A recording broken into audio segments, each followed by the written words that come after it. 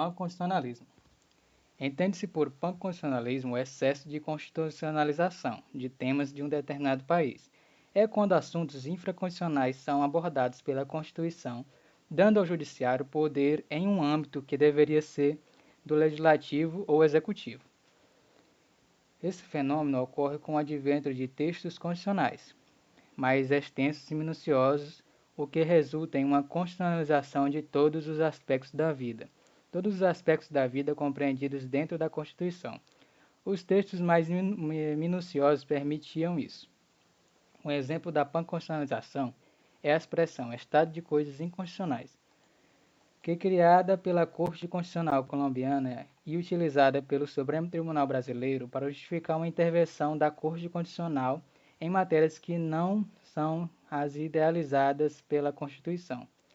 Em um cenário de panconstitucionalismo, tribunais constitucionais assumem posição suprema, acima do Legislativo e do Executivo, pois se a Constituição é suprema, aqueles que determinam seu alcance e significado têm tanto poder quanto quiserem. George Bold alerta que o estado de coisas inconstitucionais pode, de fato, proporcionar uma carta em branco para o Judiciário. Do mesmo modo, o estado de coisas inconstitucionais ocorre subterfúgio decisional para que o STF adentre em qualquer matéria, ainda que não haja previsão no texto constitucional para tanto. Nesse contexto, caminharíamos para uma aniquilação da principal separação dos poderes. Ao dar ao Poder Judiciário a capacidade de interceder em matérias que não deveriam pertencer a ele, o panconstitucionalismo põe em risco a separação dos poderes, colocando o Poder Judiciário acima do Legislativo e do Executivo. Embriagados pelo poder de criar normas constitucionais, os tribunais constitucionais tampouco hesitam em alterar a Constituição, a pretextos de atualizá-la, conferindo a si próprios um verdadeiro poder constitucional reformador.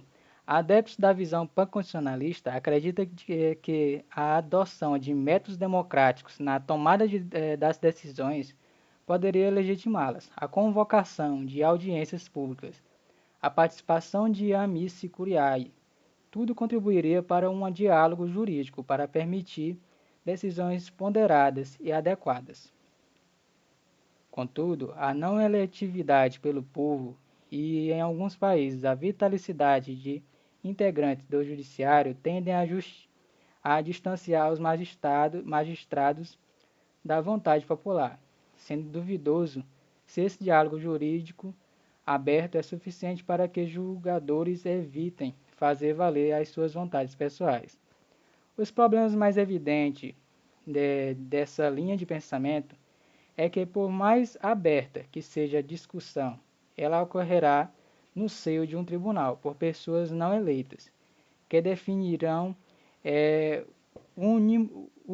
última análise sobre os aspectos da vida individual e social.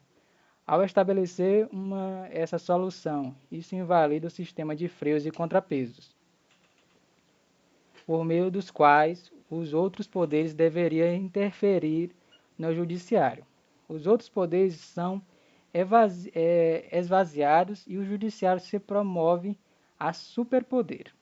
A criação de obrigações e proibições por tribunais com base em princípios não positivados subverte totalmente o sistema constitucional e fere de morte a democracia. Os juízes não têm legitimidade para legislar, para criar direitos, obrigações e proibições não previstas em leis. É necessário que os juristas resistam à vontade de substituir a opinião do povo por seu próprio elitismo intelectual, que no fim acaba se tornando apenas uma forma mais refinada de tirania. Nas palavras de Manuel Gonçalves Ferreira Filho, o Tribunal Constitucional não é agente de reforma.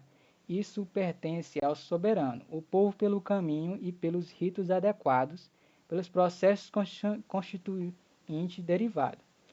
Não lhe cabe ir além da Constituição, mesmo a pretexto de sua atualização. pela singela razão de que ela não lhe dá tal competência. Se o faz usurpar um poder que não tem, porque a democracia não lhe deu, e ao fazê-lo age com legitimação, o governo dos juízes, que são elemento aristocrático, em um sistema misto, repele a democracia. Para validar, é o seguinte, para validar Para validar as reformas realizadas pelo Judiciário na Constituição no Brasil, alguns aspectos do panconstitucionalismo se apoiam no instituto da súmula vinculante. Porém, ele não dá ao Judiciário a permissão para legislar. Seu escopo limita-se a fixar a validade, interpretação e eficácia de normas determinadas sobre as quais haja controvérsias nos termos do artigo 103-A, parágrafo 1º da Constituição Federal Brasileira. A constitucionalidade do Instituto da Súmula Vinculante tem como pressuposto que seus limites são de interpretar normas existentes, sem jamais criar normas, proibições ou obrigações não previstas em lei. Seus limites são aqueles da jurisdição, isto é, julgar conforme o direito vigente e não legislar. Fora disso, haverá invasão de competência legislativa. Por serem membros de uma elite intelectual e devido ao panconstitucionalismo promovê-los definitivamente à casta dominante, é obviamente muito difícil aos membros do judiciário resistir ao empoderamento que o panconstitucionalismo os dá. Isso os torna arrogantes e prepotentes, a desconsiderar a vontade popular e os outros poderes. Nesse cenário, não é difícil perceber os riscos dessa juristocracia resultar em um regime totalitário.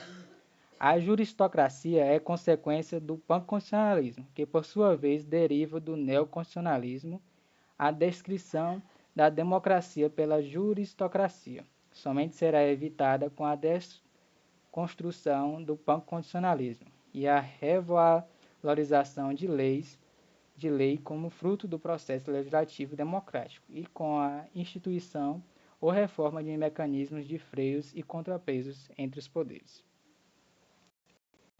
Aí é o seguinte, quais os riscos decorrentes do constitucionalismo?